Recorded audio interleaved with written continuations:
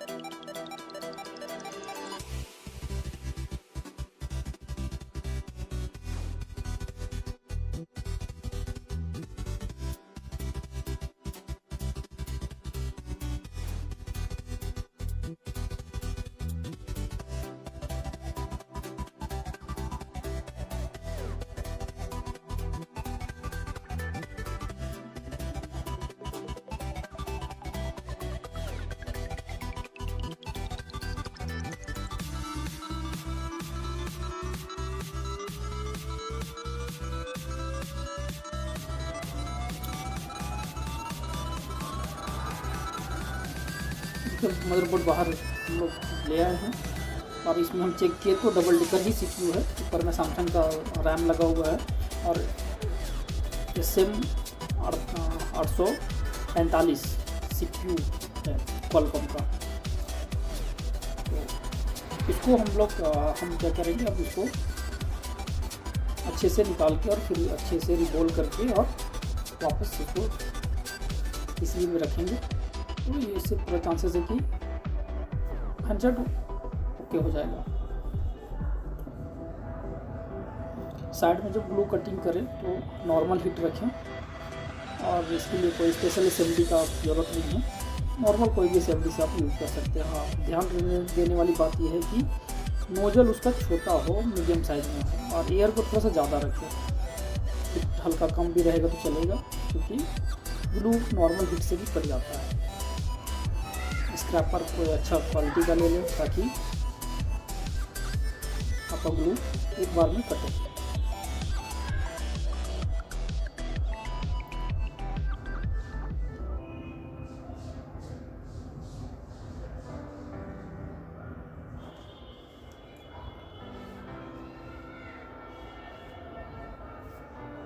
जब भी स्क्रैपर आप यूज करें तो ग्लू कटिंग के टाइम तो ज़्यादा हार्ड नहीं रखना है। नॉर्मल सा आप सॉफ्ट हैंड से आराम से धीरे धीरे ही उसको ग्लू को हटाएं। इससे क्या होगा कि जो PCB का प्रिंट है वो डैमेज नहीं होगा और आप सेफ वैसे काम कर सकते हैं। अब हम लोग CPU निकालेंगे। पहले तो इसका रैम होता है फर्स्ट लेयर में, सेकेंड लेयर में आपका CPU होता है।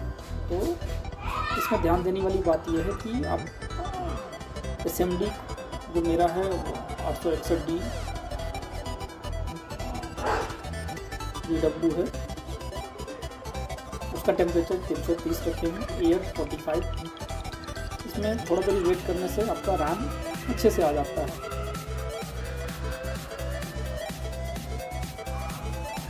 जबरदस्ती स्क्रैपर को नहीं अंदर ले जाना है, थोड़ा देर हिट लगाने के बाद आपका स्क्रैपर स्मूथली अंदर जा रहा है तो ये समझिए कि पूरा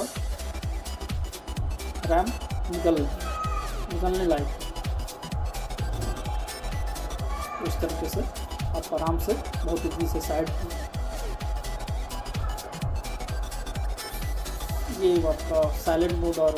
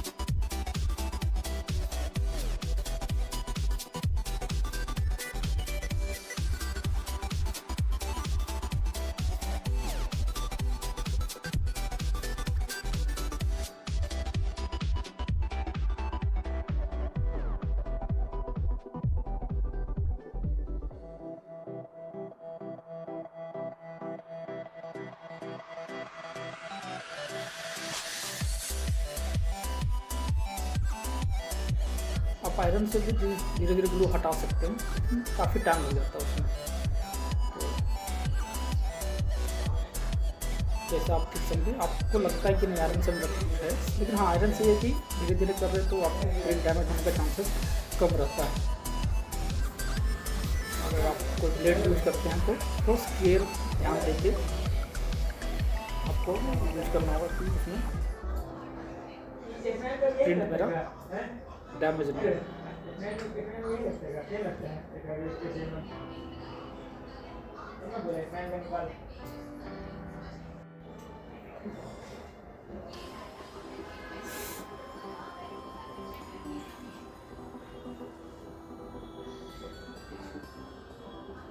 अब हम लोग ब्लेड से कटिंग करेंगे।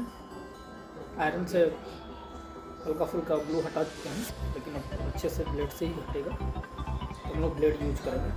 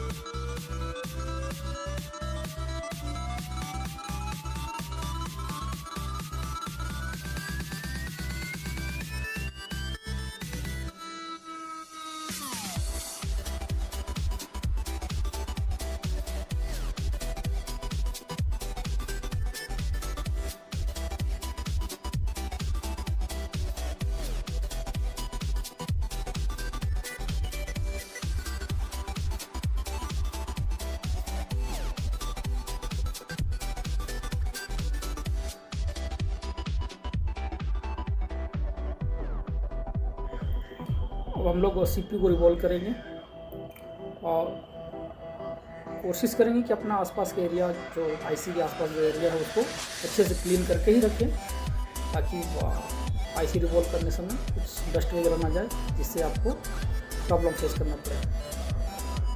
और इसमें PPD 183 डिग्री ही यूज करते हैं हम, और एंड्रॉयड में ज़्यादातर 183 डिग्री ही यूज होता है। तो अच्छा भी है, जल्दी मेल्ट भी हो जाता है और वर्क भी बहुत अच्छा करता है।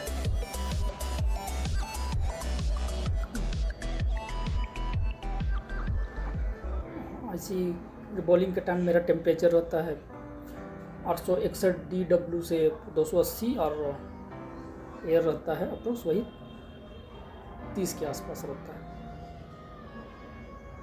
ज़्यादा एयर रखने से भी क्या होता है कि स्टेंसिल्स फूलने लगता है, या फिर ज़्यादा हीट रखिएगा तो स्टेंसिल्स में क्या होता है, एयर वैक्यूम बना लेता है, तो वो फूलने लगता है, तो उसका भी ध्यान रखेंगे।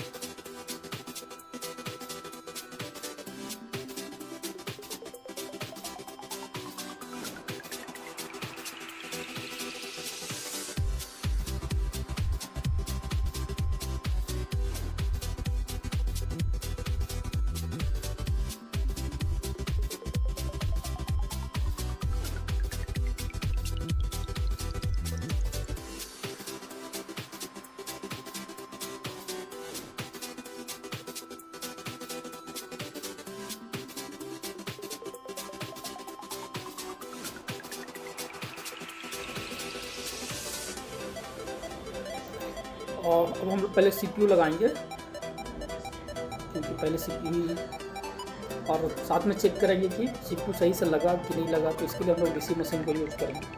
पहले CPU लगाते हैं। आप IC निकालने समय ही या फिर जब आप निकाल चुके हैं तो उस समय आप पोजीशन को कंफर्म कर लें कि किस एरिया से हम कि उसका पोजीशन किधर है। और इसमें तो इजी है कि कैपेसिटर वगैरह 4 कैपेसिटर दिया हुआ CPU में, तो आप उससे भी पता चल जाएगा कि आपको अगर कैपेसिटर का पोजीशन से मैच करा लिया तो आपको पता चलेगा कि मेरा IC इस डायरेक्शन में लगा हुआ है। इसका ध्यान रखें।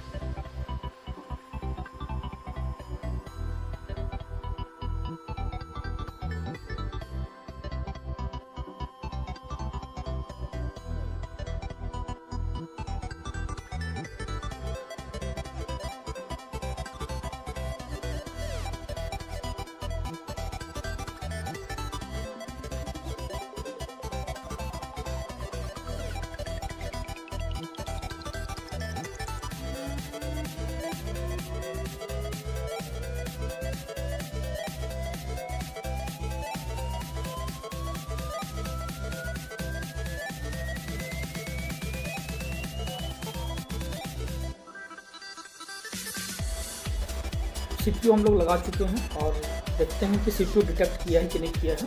तो हम लोग पावर सप्लाई में रीडिंग, जब पावर इनपुट करेंगे मदरबोर्ड में, तो देखते हैं क्या रीडिंग कितना मिली एम्पियर कंज्यूम कर रहा है।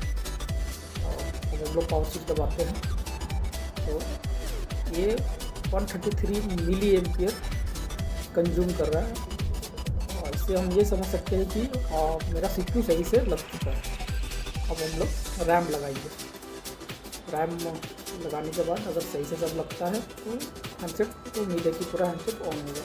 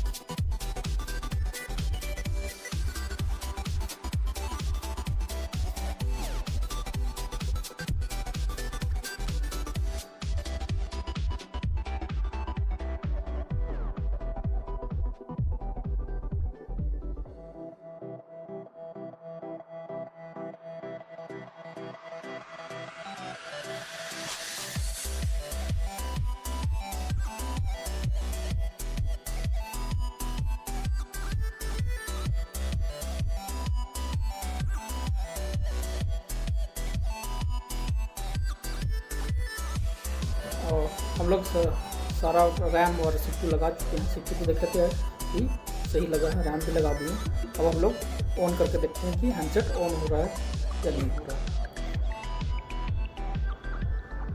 रीडिंग देखने से तो लग रहा है कि ऑन हो गया। हाँ, हैंडसेट लोगो आ गया है। उम्मीद है बूट भी कर जाएगा, क्योंकि एम्पियर सही कंज्यूम हो रहा है। देखिए हैंडसेट पूरा ऑन हो गया।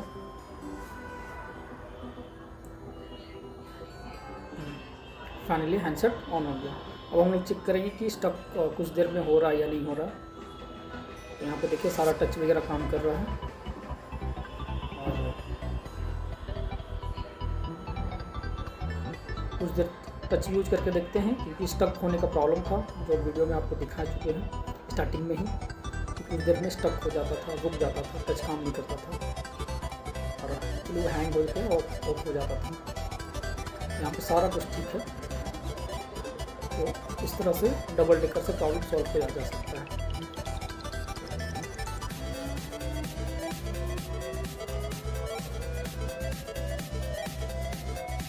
वीडियो पसंद आया हो तो लाइक करें, सब्सक्राइब करें और शेयर करें। और इससे कुछ न कुछ सीखने को जरूर मिलेगा आपको। पूरा वीडियो देखिए।